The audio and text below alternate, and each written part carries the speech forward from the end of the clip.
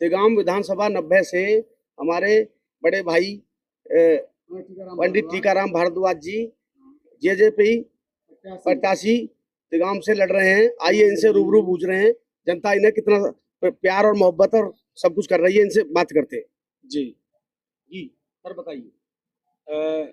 आपके जीबीएन news channel के माध्यम से बताना चाहता हूं कि जनता का खूब उत्साह, खूब प्यार मुझे मिल रहा है।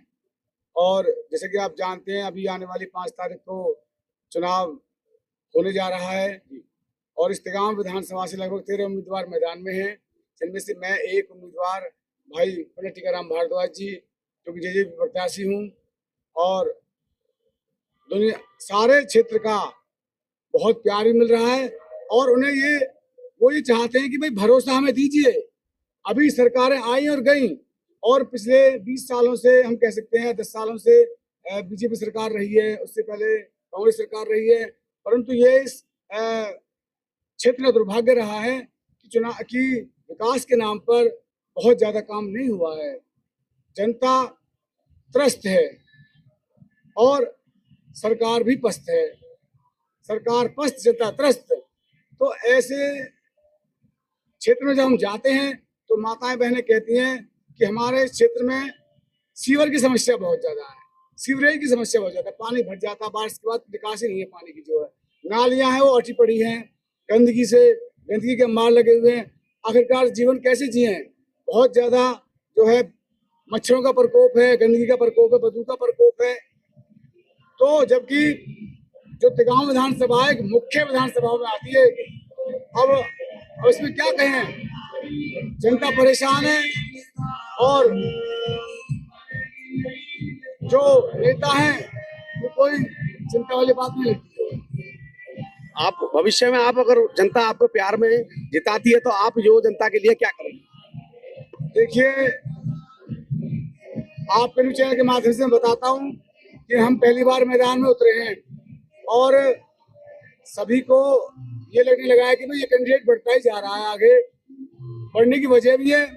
बढ़ने की वजह यह है कि उप मुख्यमंत्री हमारे दुष्यंत चौटाला जी ने जिस प्रकार हरियाणा को संभाला गठबंधन नीति के तहत, बीजेपी गठबंधन और जसपा गठबंधन, तो उसमें उप मुख्यमंत्री ने बहुत अच्छी तरह से काम किया, जमीनी लेवल पे काम किया और एक अपनी पार्टी को ऊपर उठाया। आज उसी का परिणाम है कि लोगों का विश्वास हमारे ऊपर जम रहा है और वो बराबर कह रहे हैं कि सबको आशीर्वाद दे रहे हैं कि भाई तुम तो ऐसे नहीं हो। कैसे?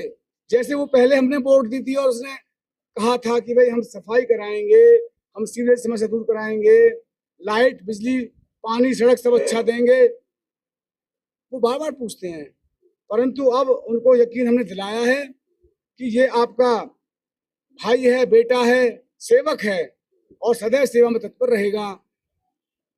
आप अपने भाई को, पंडित टीकाराम भारद्वाज जी को पूर्ण बहुमत से विजय दिलाइए। आपके काम 100% होंगे और इंजीनियरिंग के साथ होंगे, अर्थात पूरी डिजिटल मीडिया के साथ, हर तरीके के साथ उसमें बर्ताव किया जाएगा। जैसे कि मान लीजिए कोई सड़क बन रही है कोई, तो उसमें पूरी मास्टरी, पूरी इंजीनियरिंग होनी चाहिए।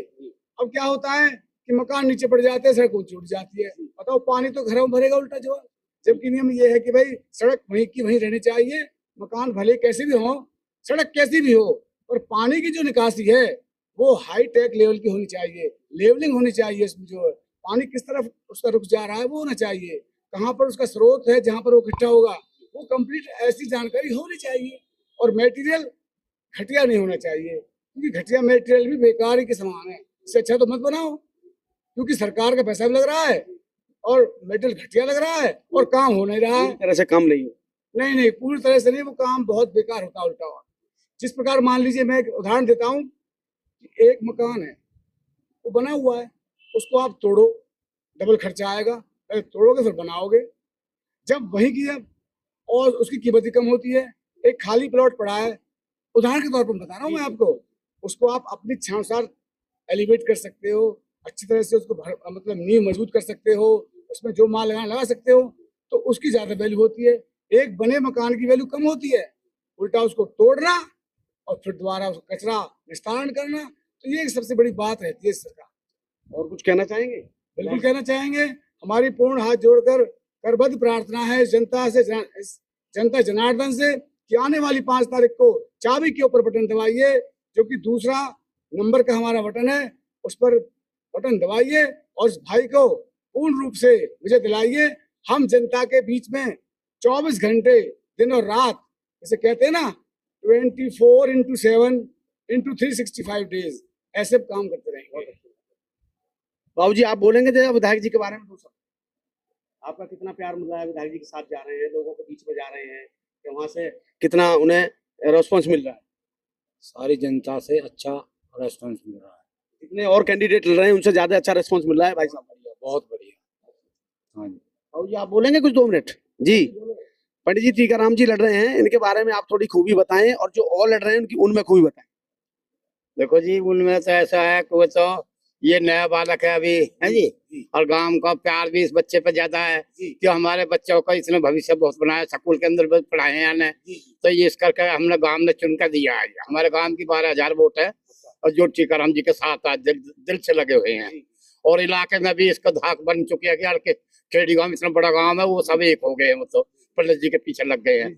हमारा वो सबसे प्यारा कैंडिडेट है ये, और हम यही चाहते हैं किसी तरह से इसकी विजयी हो, जिसमें हमारी भी शान बने और बच्चे की भी शान बने, और सब आसपास के लोगों की भी शान बने। अच्छी सोच वाली बात, तो हाँ, इसलिए हम चाहते हैं हमारा कैंडिडेट सबसे प्यारा है। बाबू जी, आपका शुभ नाम?